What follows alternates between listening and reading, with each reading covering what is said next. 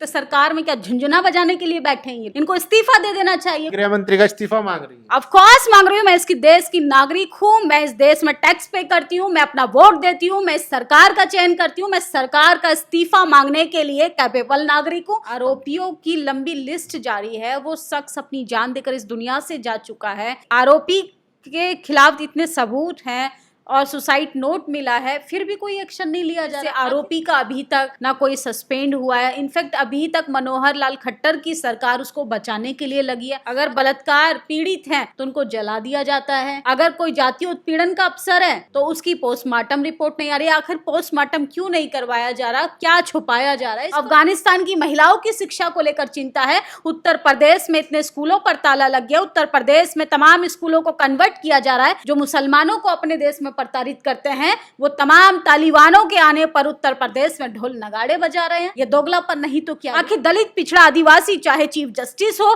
चाहे एक आम इंसान हो, सबको जातीय दंश क्यों झेलना पड़ता है? और मुसलमानों को तो इस देश में दोयम दर्जे का नागरिक बना दिया, वो तो अपनी बात तक नहीं रख सकते हैं। हरियाणा के आईपीएस वाई पूरन कुमार को मरे हुए आज 6 दिन हो गए हैं और उनकी लाश का पोस्टमार्टम तक नहीं हुआ। सीजीआई के मामले को काफी दिन हो चुके हैं, लेकिन जो आरोपी था, हमलावर था, उसके खिलाफ कोई मुकदमा या उसको उकसाने वालों के खिलाफ कोई एफआईआर दर्ज नहीं हुई है। लेकिन हमारे देश के पत्रकार पड़ोसी देश अफगानिस्तान से आए तालिबान के मंत्री, उनकी प्रेस कॉन्फ्रेंस में महिलाओं की भागीदारी न होने पर चिंतित है। साथ ही अफगानिस्तान में महिलाओं को शिक्षा नहीं मिल रही है, उसके लिए भी चिंतित है। लेकिन भारत में दलितों पर लगातार अत्याचार हो रहा है, मुसलमानों पर अत्याचार हो रहा है, और जो आरोपी हैं, जो हमलावर हैं, वो लगातार खुले में ये सब कर रहे हैं। उनके खिलाफ कोई कार्रवाई नहीं हो रही है, उस पर कोई सवाल पूछने वाला नहीं है। हमारे साथ हमारी सहयोगी निधि रतन है, इनसे चर्चा करेंगे कि लगातार जिस तरीके से हमले बढ़ रहे हैं और सरकार की तरफ से कोई एक्शन नहीं लिया जा रहा है, बल्कि उनका बचाव किया जा रहा है, इसको कैसे देखती हैं। साथ ही जो पत्रकार तालिबान की प्रेस कॉन्फ्रेंस में पहुंचकर अफगानिस्तान में महिलाओं की शिक्षा के लिए चिंतित हैं, वो भारत में आदिवासी, दलित, पिछड़ी महिलाओं के लिए क्या कर रही हैं, क्या कहेंगी। सबसे पहले जो दलित आईपीएस और सीजीआई पर हमला होता है, कार्रवाई अभी तक नहीं हुई है।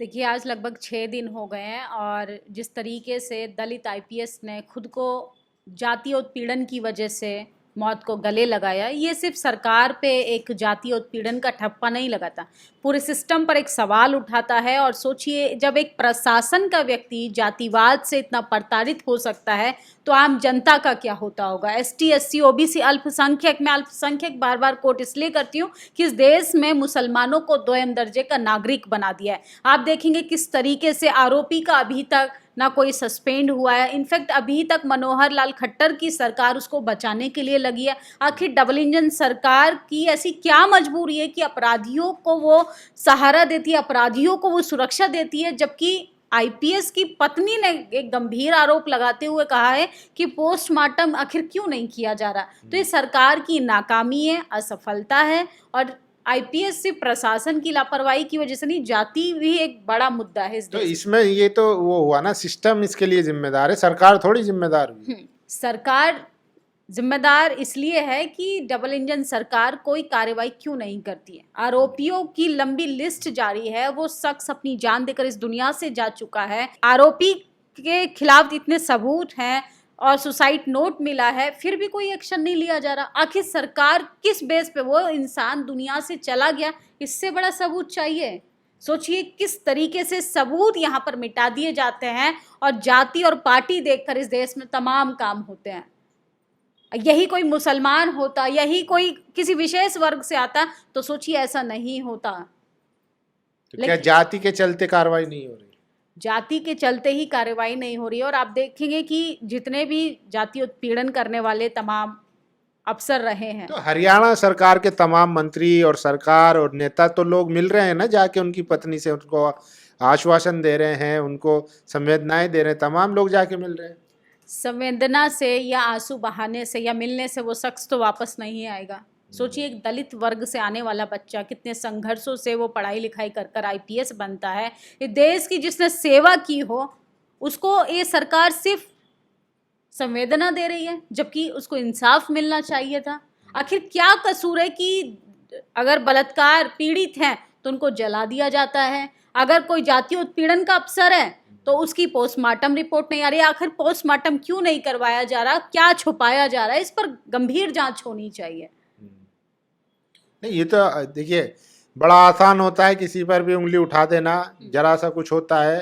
हालांकि मामले की जांच होनी चाहिए। बिना जांच पड़ताल किया आप लोग आरोप लगा देते हैं, मतलब कि हमारा उत्पीड़न हुआ, शोषण हुआ, जबकि ऐसे कई मामले हैं जहां पर फर्जी मुकदमे हुए, झूठी एफआईआर हुई है।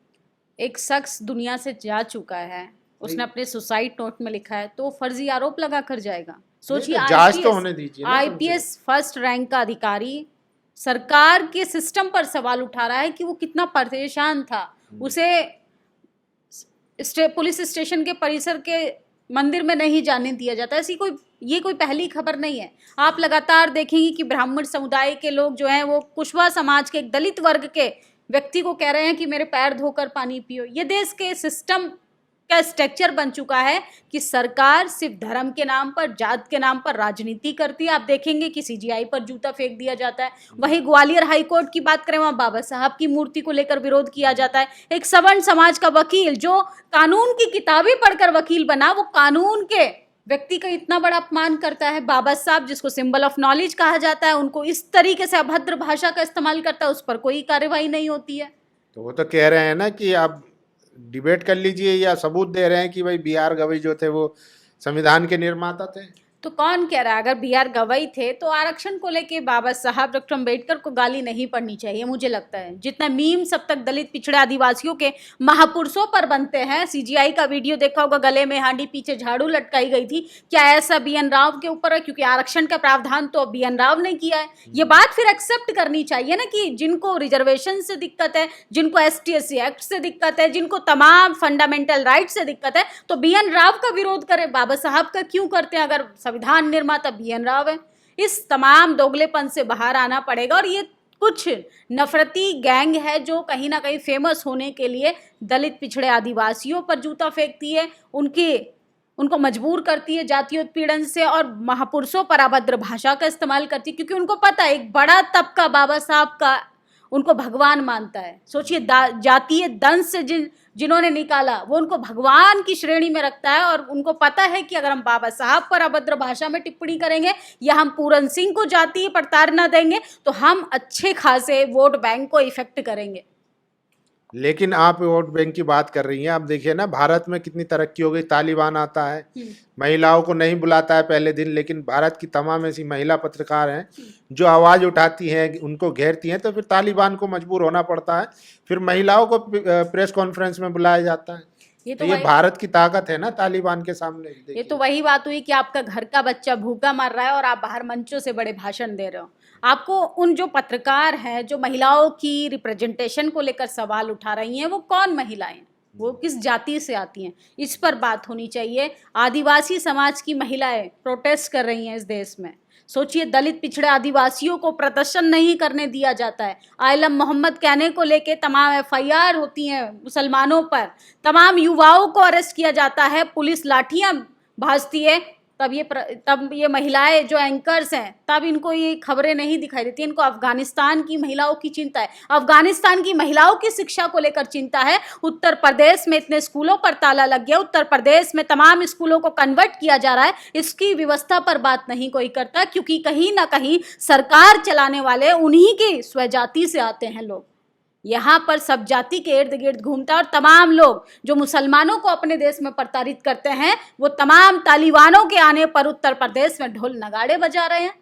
ये दोगलापन नहीं तो क्या? विदेश नीति पर हमें नहीं बोलना चाहिए। सरकार का अगर कोई काम है, हमें सरकार के साथ रहना चाहिए, राष्ट्र सर्वोपरि होना चाहिए। लेकिन सवाल ये है कि जो महिलाओं की भागीदारी को लेकर सवाल पूछ रहे हैं, वो दलित पिछड़े आदिवासियों की भागीदारी पर क्यों बात नहीं करते? आखिर दलित पिछड़ा आदिवासी चाहे चीफ जस्टिस हो, चाहे एक आम इंसान हो, सबको जातीय दंश क्यों झेलना पड़ता है? और मुसलमानों को तो इस देश में 2म दर्जे का नागरिक बना दिया, वो तो अपनी बात तक नहीं रख सकते हैं। सिस्टम उनकी बात नहीं सुनना चाहता है, शांतिपूर्ण तरीके से प्रदर्शन नहीं कर सकते हैं। तो ये तमाम लोग जो तालिबान सरकार पर सवाल तो उठाते हैं, लेकिन खुद की सरकार से सवाल करने की ये अपना रीढ़ की हड्डी को सीधा नहीं कर पाते। आप कह रही है मुसलमानों को दबाते हैं, जुल्म कर रहे हैं, लेकिन देखिए ना मुसलमानों के साथ तो सरकार और सरकार के आदमी और बीजेपी के लोग कितने अच्छे तरीके से पेश आ रहे हैं, राजकीय सम्मान दिया जा रहा है, और क्या चाहिए। अब मजबूरी है उनकी। अब जैसे जैसे चुनाव आएगा, कहीं ना कहीं वो हिंदू मुसलमान को कहीं पॉजिटिव दिखाएंगे, कहीं पोलाइट दिखेंगे, लेकिन खुद के देश में जब मुसलमानों की बात आएगी तो उनको सिर्फ जूता दिखाएंगे प्रशासन का, उनको नमाज पढ़ने पर लात मरवाई जाएगी, उनको लाठियों से पिटाई करवाई जाएगी। उनके रिप्रेजेंटेशन की अगर कोई बात भी करेगा, सोचिए मुसलमानों का वोट चाहिए सबको, लेकिन मुसलमानों की हिस्सेदारी पर एक पत्रकार सवाल पूछने की हिम्मत नहीं दिखा पाता इस सरकार से, और ना ही कोई विपक्षी नेता ऐसा है जो मुसलमानों की हिस्सेदारी पर बात करे। दलित वोट बैंक की राजनीति करने वाले तमाम दलित पिछड़े आदिवासी हैं, लेकिन एक आईपीएस की हत्या हो जाती है, वो खुद को मौत को गले लगा लेते हैं, लेकिन कोई पूछने वाला नहीं कि 6 दिन हो गए, आखिरकार पोस्टमार्टम क्यों नहीं हो रहा। आप इतनी भावुक क्यों हो रही हैं? मुझे लगता है एक पत्रकार होने के नाते खबरों को लेके उस प्रत्येक व्यक्ति को भावुक होना चाहिए जो राष्ट्र से प्यार करता है, जो संविधान से प्यार करता है, जो लोकतंत्र से प्यार करता है। सिर्फ दुहाई देने से या हाथ में संविधान लहराने से या माथे पे संविधान लेकर ये सबसे विकास नहीं होने वाला है। या तालिबान सरकार से हम हजारों सवाल पूछ लें, हम उनके प्रेस कॉन्फ्रेंस में फ्रंट सीट पर भी बैठ जाएं, उससे विकास नहीं होगा। हम अपने देश को कहाँ लेकर जा रहे हैं, हमने अपने देश का स्ट्रक्चर कैसे बना दिया है, कितनी नफरत घोल दी है दलित पिछड़े आदिवासी मुसलमानों के अंदर। जब भाईचारा हुआ करता था, सद्भावना प्रेम का मैसेज जाता था, अब देखिए त्योहारों पर किस तरीके से तस्वीरें आती हैं। त्योहारों का मतलब हो गया है कि सांप्रदायिक माहौल ना खराब हो जाए, कहीं हिंदू मुसलमान ना हो जाए, कहीं किसी के साथ कोई दंगा ना हो जाए। तो अब जैसे त्योहारों का नाम आता है, हमारे दिमाग में पहले दंगे का ख्याल आने लगता है कि क्योंकि ये मीडिया ने बनाया है, इस तरीके की तस्वीरें मीडिया ने ये धारण की हैं। लेकिन मीडिया तालिबान के आगे रिप्रेजेंटेशन कर महिलाओं की भागीदारी को लेकर अपनी जीत समझ रही है। देश किस हालातों में जा रहा है, दलित पिछड़ी आदिवासियों की महिलाओं की स्थिति कितनी बुरी है। सोचिए किस तरीके से 10,000 रुपए दिए जा रहे हैं। बिहार की महिलाओं को चुनाव आ रहा है, उन 10,000 से क्या होगा? उनका बच्चा स्कूल जाएगा, उनका बच्चा नौकरी करेगा। अगर 10,000 में वो ठेला भी लगाएगा तो एमसीडी वाले आके उठा देंगे उसको। अरे बिजनेस के लिए दिया है, महिलाएं बिजनेस करेंगी, बड़ा कारोबार बनेगा धीरे धीरे। 10,000 से कितना कारोबार बढ़ेगा? 10,000 से बूंद से घड़ा भरता है ना। सिर्फ 10,000 से तमाम सरकार के नेता सिर्फ जनता को लालच देते हैं। जिस तरीके से देश की राजधानी दिल्ली में दिया गया था, 2500 रुपये हर अकाउंट में आएंगे। मैं दिल्ली की निवासी हूँ, मेरे अकाउंट में तो नहीं आए, मैं तो महिला भी हूँ। लेकिन सोचिए किस तरीके से लालच के बलबूते पर सरकार वोट बटोरना चाहती है, लेकिन विकास पर ना पत्रकार सवाल पूछना चाहता है, ना विपक्षी नेता सवाल पूछना चाहते हैं, और ना ही केंद्र सरकार, ना राज्य सरकार किसी को नहीं पड़ी। हाँ, लेकिन तालिबान सरकार है तो तालिबान में क्या हो रहा है, महिलाओं की शिक्षा को लेके, महिलाओं की स्थिति को लेके, इसकी चिंता जरूर है भारत की मीडिया को। लेकिन भारत में क्या हो रहा है? भारत में दलित पीटा जा रहा है, दलित आईपीएस खुद को मौत को गले लगा लेता है, सीजीआई पर जूता फेंका जाता है, और सोचिए बाबा साहब को अपमानित किया जाता है, जो संविधान निर्माता रहे हैं, जिन्होंने इस देश के नए राष्ट्र की नींव रखी, उनको अपमानित कर ये सरकार किस तरीके से दलित पिछड़े आदिवासियों के वोट बैंक की राजनीति करती है। लेकिन इस पर कोई भी पत्रकार सवाल पूछने के लिए तैयार नहीं होता। आखिर क्यों? अफगानिस्तान सरकार का भी इसलिए विरोध कर पाई वो तमाम महिला एंकर कि वो मुस्लिम कंट्री है। यही कोई दूसरी कंट्री होती, चाइना को तो झूला झूला रहे थे हमारे देश के प्रधानमंत्री। सोचिए दाढ़ी और टोपी देखकर इनके तमाम जागरूकता और तमाम सारी चीजें, आधुनिकता तभी इनके सामने आती है। अरे अपने देश की मुसलमान महिलाओं की क्या स्थिति है? कितने मीडिया संस्थानों में एसटी, एससी, ओबीसी की महिलाएं हैं, उनकी भागीदारी पर सवाल करो, उनके विकास पर बात करो, स्कूल की शिक्षा व्यवस्था पर बात करो। लेकिन इन तमाम मुद्दों के अलावा सिर्फ अफगानिस्तान की महिलाओं की हालत क्या है, इस पर देश का मीडिया बात कर रहा है। तमाम जाति के इर्द गिर्द खबरें आ रही हैं, उन खबरों को छुपाने के लिए इस मुद्दे को हाईलाइट किया जा रहा है। खबरों को छिपाने के लिए सोचिए एसआईआर का मुद्दा था, तो कुछ और मुद्दा ले आते हैं, एक मुद्दे को दबाने के लिए दूसरा मुद्दा हाईलाइट कर देते हैं। और आजकल तो ट्रेंड हो गया है कि दलित पिछड़े आदिवासियों का जहां अपमान हो, देश की मीडिया छाती पीटने लगती है कि प्रभु का अपमान कर दिया, आस्था को ठेस पहुंचा दी। अरे सबका तो आपको तो सरकार के साथ होना चाहिए। गृह मंत्री कह रहे हैं कि घुसपैठ बढ़ती जा रही है, घुसपैठिए बढ़ते जा रहे हैं, आने वाले दिनों में मुसलमानों का कब्जा होगा, फिर आप लोगों को भी नहीं निकलने दिया जाएगा, तालिबानी फरमान लागू हो जाएंगे यहाँ पे। मुझे लगता है कि अगर गृह मंत्री ऐसे शब्दों का चयन कर रहे हैं तो सबसे पहले उन्हें अपने पद से इस्तीफा दे देना चाहिए, क्योंकि गृह मंत्री रहते हुए आप एक देश के गृह मंत्री हैं, आपकी सरकार है, देश में ट्रिपल इंजन सरकार है। सोचिए, दिल्ली में भाजपा सरकार है, स्टेट में भाजपा सरकार है, केंद्र में भाजपा सरकार है, उसके बाद घुसपैठिए देश में घुस जा रहे हैं। तो भाजपा सरकार अपनी विकास में नाकाम साबित हो चुकी है और मुझे लगता है आने वाले समय में कह रहे हैं ना कि मतलब घुसपैठ नहीं रुक सकती, इतना बड़ा मामला है, इतने बड़े बॉर्डर है, इतने सारे बॉर्डर है, नहीं रुक सकती घुसपैठ। सरकार, गृह मंत्री कह रहे हैं सरकार आतंकवादियों को नहीं रोक सकती, ये चाइना को कब्जा करने से नहीं रोक सकते, ये घुसपैठियों को नहीं रोक सकते। सरकार में क्या झुंझुना बजाने के लिए बैठे हैं ये लोग? इनको इस्तीफा दे देना चाहिए। कोई और आएगा, नया मौका, युवा लोग आएंगे तो कम से कम इस देश का विकास तो करेंगे। आप गृह मंत्री का इस्तीफा मांग रही हैं? ऑफ कोर्स मांग रही हूँ। मैं इसकी देश की नागरिक हूँ, मैं इस देश में टैक्स पे करती हूँ, मैं अपना वोट देती हूँ, मैं इस सरकार का चयन करती हूँ, मैं सरकार का इस्तीफा मांगने के लिए कैपेबल नागरिक हूँ। तो मुझे मांगने का और सवाल पूछने का पूरा अधिकार है। नहीं तो काम कर रहे हैं ना, अपनी क्षमताओं के हिसाब से कर रहे हैं। अब वो घुसपैठियों को निकालने का भी तो काम कर रहे हैं ना। अभी देखिए धीरे धीरे इनके घुसपैठिए जब जब चुनाव आता है तभी क्यों घुस जाते हैं देश में? उससे पहले घुसपैठी, अभी देखिए बिहार चुनाव खत्म हो जाएगा, ना कोई घुसपैठिए रहेंगे, ना कोई आतंकवाद रहेगा, ना कोई देशद्रोही रहेगा, तमाम चीजें इनकी चुनाव के इर्द गिर्द ही घूमती है। और उसके बाद देखिएगा कि मुसलमानों को किस तरीके से टारगेट किया जाएगा, क्योंकि अगला चुनाव कहाँ है? उत्तर प्रदेश में।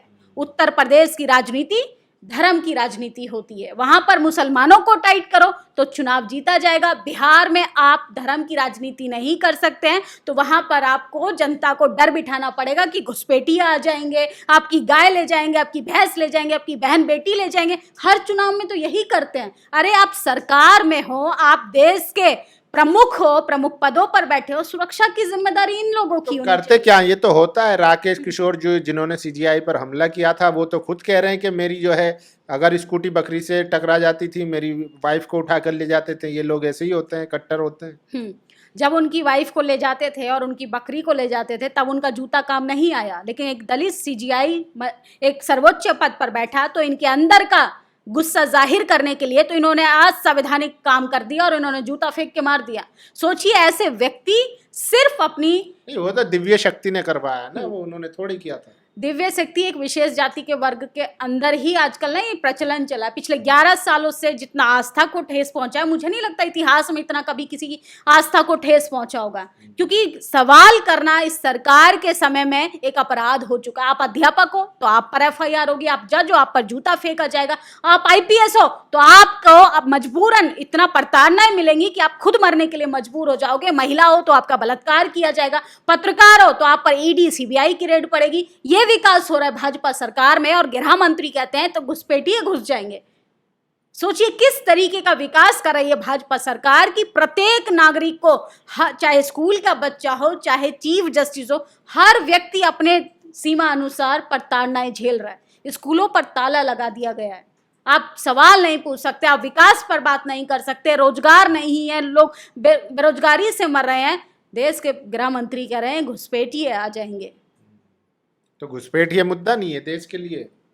ये सरकार की, मुझे लगता है सुरक्षा एजेंसियों की जिम्मेदारी होनी चाहिए। गृह मंत्री के साथ साथ डिफेंस मिनिस्टर को भी इस पे गंभीरता से सोचना चाहिए कि एक आप सर्वोच्च पद पर बैठे हैं, आपके ऊपर एक बड़ी जिम्मेदारी है और आप ऐसे लूज टॉक कर हल्की बातें कर कम से कम अपने पद की गरिमा को तो तार तार मत करिए।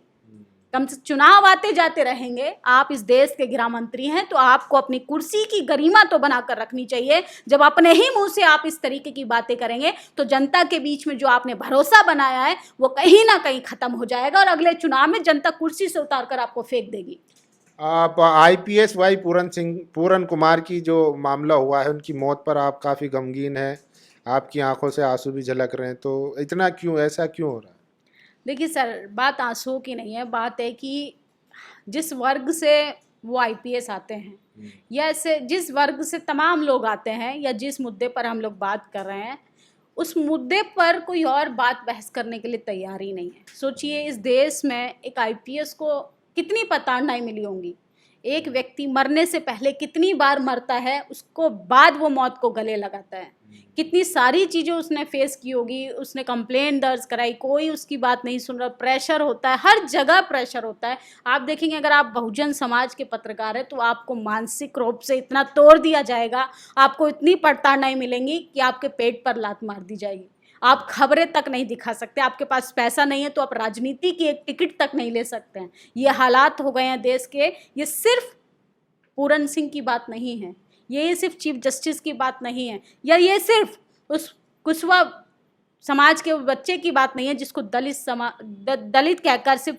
पैर धोकर पानी इसलिए पिला दिया जाता है कि वो एक विशेष वर्ग से ना आकर वो एक दलित समुदाय से आता है। ये हालात हो गए हैं देश के, और मुझे सच कहूँ तो मुझे अफसोस होता है ये सब चीज़ों को देखकर कि आप एक पत्रकार होने के नाते सिर्फ आवाज़ उठा सकते हैं। जब आपके पास सिस्टम नहीं है, सिस्टम के साथ साथ आपके हाथ में पावर नहीं है, तो आप अपने समाज के लिए कुछ नहीं कर सकते। हम असफल, कमज़ोर, असहाय महसूस करते हैं कई बार कि सोचिए एक आईपीएस, एक फर्स्ट ग्रेड की रैंक वाला अफसर खुद को मौत के गले लगा लेता है, और उसकी 6 दिन के बाद भी कोई पोस्टमार्टम को लेकर कहीं कोई चर्चा नहीं। अपराधियों को बचाने के लिए संरक्षण दिया जाता है, किस तरीके से लोग उनको बस सिंपैथी, अगर दलित मर भी गया है तो इस देश में तो मुआवजा भी नहीं मिलता, इस देश में सिर्फ मिलती हैं तो सिर्फ चुनावी टाइम पर आपकी तकलीफ़ों का मजाक बनाया जाएगा, आपका राजनीति की जाएगी।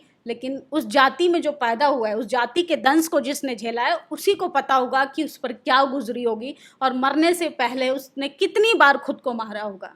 चलिए, तो देखिए, प्रसव की पीड़ा महिला ही समझ सकती है, उसी तरीके से जातीय हिंसा और जातीय भेदभाव को वही समझ सकता है जिसके साथ वो घटना घट रही है।